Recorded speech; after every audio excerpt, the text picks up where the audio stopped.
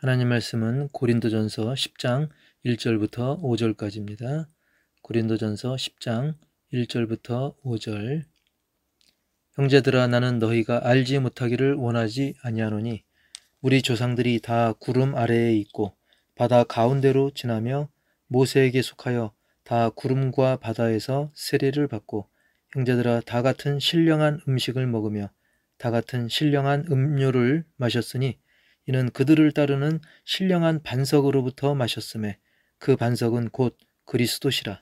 그러나 그들의 다수를 하나님이 기뻐하지 아니하셨으므로 그들이 광야에서 멸망을 받았느니라. 아멘. 오늘은 구름과 바다에서 세례라는 제목으로 함께 말씀의 은혜를 나누겠습니다. 돌이켜보면 일제강점기 36년, 얼마나 길고도 지독했습니까? 그런데 이스라엘은 무려 400년 넘게 애굽의 지배 아래 있었으니 얼마나 힘들었을까요? 그러나 하나님의 은혜로 그들이 자유를 얻고 애굽을 나오게 됩니다. 출애굽하게 된 것이죠.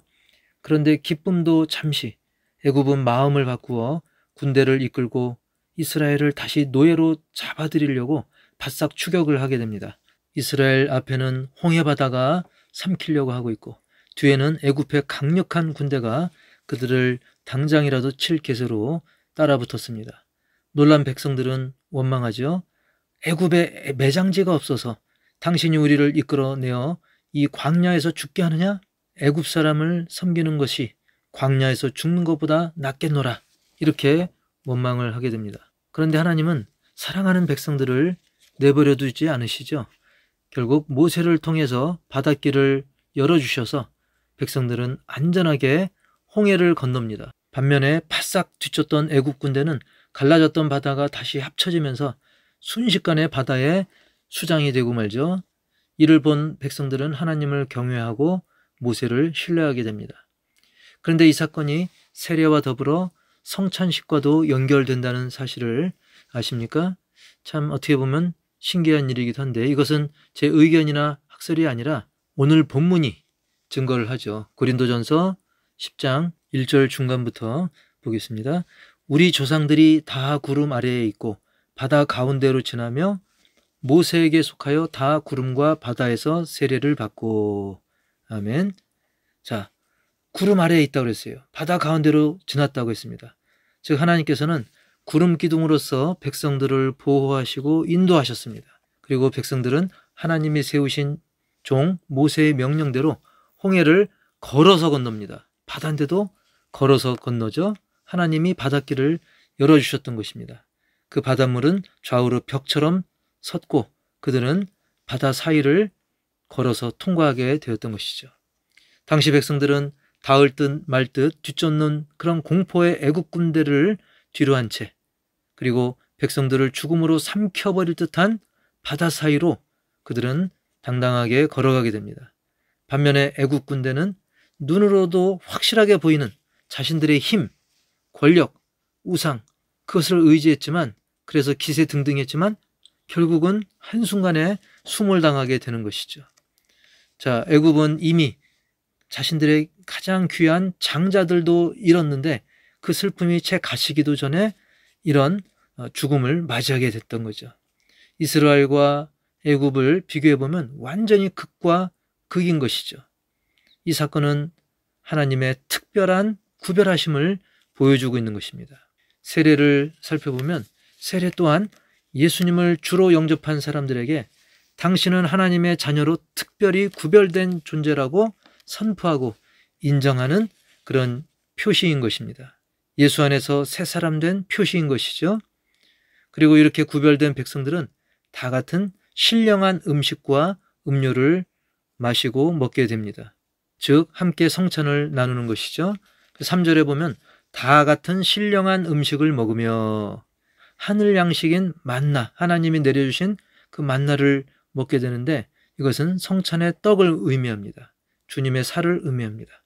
그리고 4절에 보면 다 같은 신령한 음료를 마셨으니 이는 그들을 따르는 신령한 반석으로부터 마셨음에 그 반석은 곧 그리스도시라. 아멘. 즉 목마른 백성들에게 반석에서 물을 내서 마시게 한 사건이 있었는데요. 이것은 우리가 예수 보혈의 공로로 거룩해지는 것을 의미합니다.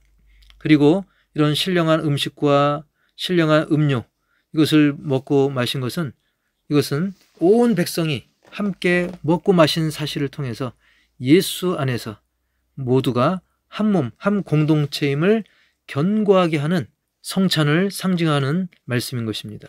십자가 죽음으로 구원을 이루시기까지 찢기신 주님의 살, 그리고 흘리신 주님의 피가 우리로 하여금 죄의 저주로부터 하나님의 거룩한 자녀로 구별된 삶을 살게 하시고 우리에게 진정한 만족을 주시는 것입니다. 그래서 오늘 우리가 성례를 앞두고 깊이 다짐하고 실천하기 원하는 것은, 첫째로 뒤의 것들에 미련을 두지 말라는 것이죠.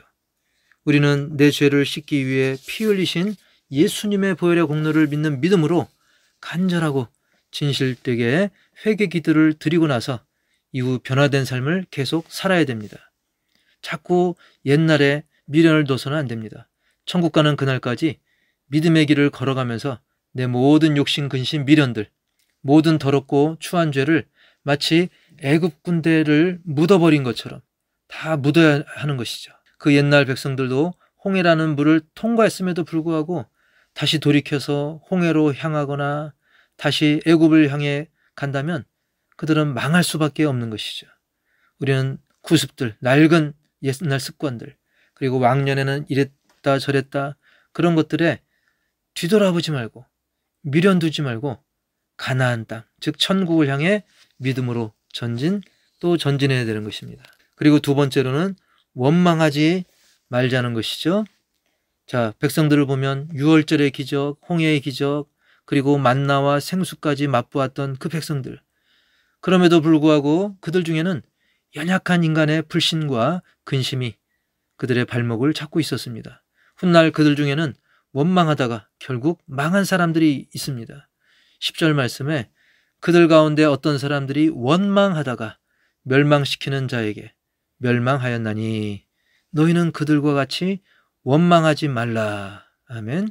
우리로 말하면 예수님 믿고 은혜를 체험하고 세례도 받고 성찬도 나누었지만 원망하면서 은혜를 다 쏟고 결국 하나님의 심판에 들어가는 그런 안타까운 영혼을 생각나게 하는 것이죠.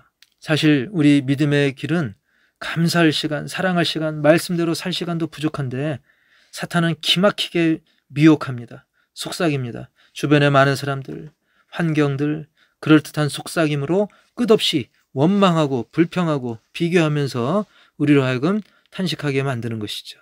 의로운 탄식이 아니라 그런 원망의 탄식을 하게 만드는 것입니다. 때로는 애굽으로, 즉 옛날로 돌아가고 싶을 정도로 사방이 막혀 있다 할지라도 결코 원망하거나 포기하지 말고 바닷길조차도 열어주시는 그 하나님이 내 아버지이심을 믿는 그 믿음으로 홍해를 건너듯 전진하시고 통과하시기 바랍니다. 잊지 마시기 바랍니다. 예수님은 죄책감과 죽음의 공포로 꽉 막혀있던 우리를 위해서 십자가의 보혈을 흘리셨던 것이죠. 사실 백성들을 가로막던 홍해야말로 아주 지독한 원망거리가 될 수밖에 없었지만 하나님은 그 홍해를 통해서 굉장히 강력한 공포의 애국 군대를 묻으셨어요. 숨을 시키셨어요. 즉 하나님은 원망거리, 문제거리조차도 우리를 살리기 위한 도구로 사용하시는 분이라는 사실을 믿으시기 바랍니다. 그래서 어떤 상황을 만나도 하나님의 큰 그림, 승리의 큰 그림이 예비되었음을 믿고 그 승리를 맛보고 누리시길 축복합니다. 아울러 오늘 세례 의식도 있는데 세례 가운데 물을 머리에 적시는 것은 우리가 물속에 완전히 잠기는 것을 상징합니다. 즉 내 몸을 물에 완전히 담그어서 더러움을 씻어내듯이 예수님의 보혈이 내 모든 죄, 다른 것으로 절대 씻을 수 없는 모든 죄악을 깨끗이 씻어내시는 것을 의미하는 것입니다. 모든 미련, 근심, 걱정, 염려, 원망, 의심들까지도 싹 담그시고 거듭남 자답게 예수님을 닮아가는 예수의 형상을 본받는 그런 말과 삶을 사시기를 주의 이름으로 간절히 축원합니다.